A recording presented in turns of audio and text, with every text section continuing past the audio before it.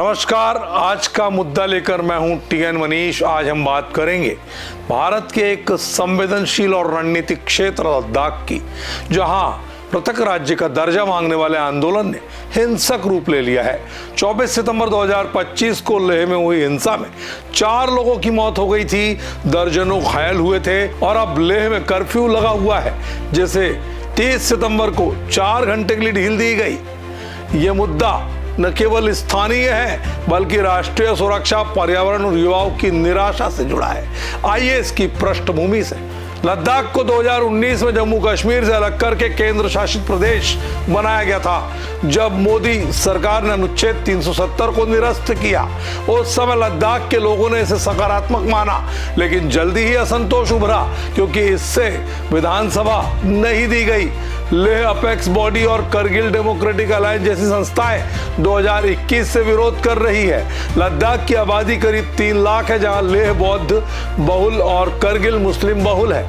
ये क्षेत्र चीन और पाकिस्तान की सीमा पर है, जहां 2020 में गलवान घाटी में भारत चीन संघर्ष में 20 भारतीय सैनिक शहीद हुए थे। पर्यावरणीय रूप से संवेदनशील होने के कारण स्थानीय लोग बाहरी निवेश, भूमि और संसाधनों पर नियंत्रण खोने की चिंता से ग्रस्त हैं। इस साल सितंबर में आंदोलन ने नया मोड़ ले लिया। 10 सितंबर 2025 को पर्यावरण कार्यकर्ता सोनम वांगचुक और 14 अन्य ने 35 दिनों की भूख हड़ताल शुरू की। सरकार से बातचीत में देरी से निराश होकर 24 सितंबर को लेह में प्रदर्शन हिंसक हो गए।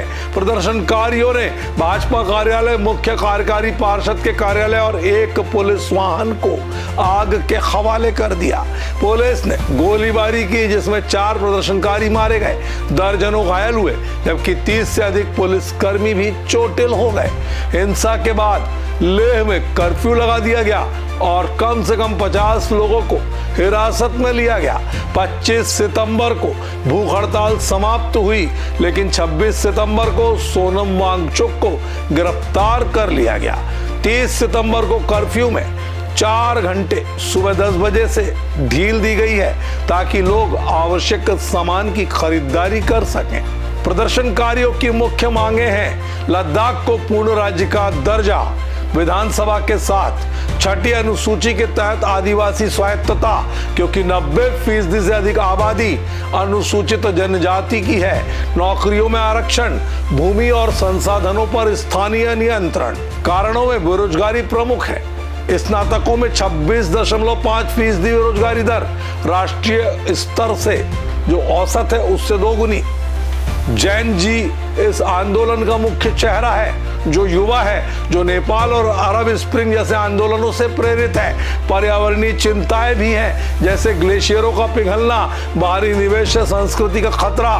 सोनम वांगचुक, जो आइस स्तूपा जैसे आविष्कारों के लिए जाने जाते हैं, इस आंदोलन के प्रमुख नेता हैं। केंद्र सरकार ने 2023 से स्थानीय नेताओं से बातचीत की, लेकिन प्रदर्शनकारी इसे अपर्याप्त मानते हैं। हिंसा के बाद गृह मंत्रालय ने वांगचुक पर हिंसा भड़काने का आरोप लगाया। उनके अरब स्प्रिंग के संदर्भों का हवाला देकर उनकी संस्था की FCRA लाइसेंस रद्द की गई और CBI जांच शुरू कर दी गई। लेह अपेक्स बॉडी ने कहा कि सामान्य स्थिति बहाल होने तक बातचीत रद्द रहेगी। लेफ्टिनेंट गवर्नर ने हिंसा की जांच का आदेश दिया, साजिश का संदेह जताया। मानवाधिकार संगठन जैसे HRW ने पुलिस की गोलीबारी पर चिंता व्यक्त की। UN सिद्धांतों का उल्लंघन उन्होंने इसे बताया। यह आंदोलन दर्शाता है कि 2019 के फैसले के बाद लद्दाख में असंतोष गहरा चुका है। राजनीतिक महत्व के कारण अशांति चीन के साथ सीमा तनाव को बढ़ावा दे सकती है। युवाओं की भागीदारी से पता चलता है कि बेरोजगारी और स्वायत्तता की कमी राष्ट्रीय स्तर पर समस्या बन सकती है। मोदी सरकार पर असहमति दबाने का आरोप लग रहा है, जो FCRA जैसे कानूनों से कार्यकर्ताओं को निशाना बनाती है। सकारात्मक रूप से यदि मांगे मानी गई तो क्षेत्रीय स्थिरता बढ़ेगी, लेकिन देरी से हिंसा का खतरा लगातार मंडरा रहा है। तथ्यों से साफ है कि शांतिपूर्ण समाधान जरूरी है, अन्यथा एक कश्मीर जैसी स्थिति पैदा कर सकता है। लद्दाख का मुद्दा हमें याद दिलाता है कि संघीय ढांचे में क्षेत्रीय आकांक्षाओं को अनदेखा नहीं किया जा सकता। सरकार को तत्काल बातचीत करनी चाहिए और प्रदर्शनकारियों को शांतिपूर्ण तरीके से अपना प्रदर्शन करना चाहिए। ये सभी भारतीयों के लिए सोचने का विषय है। क्या हम एक समावेशी राष्ट्र बना रहे हैं? आप क्या सोचते हैं इस मुद्दे पर? हमें कमेंट बॉक्स में अपनी राय से जरूर अवगत कराएं। अगले एपिसोड में एक नए मुद्दे के साथ फिर मिलेंगे। तब तक के लिए नमस्कार। देश दुनिया की सभी खबरें देखने के लिए जुड़े रहिए आचरण न्यूज से। आचरण न्यूज, हर कदम आपके साथ।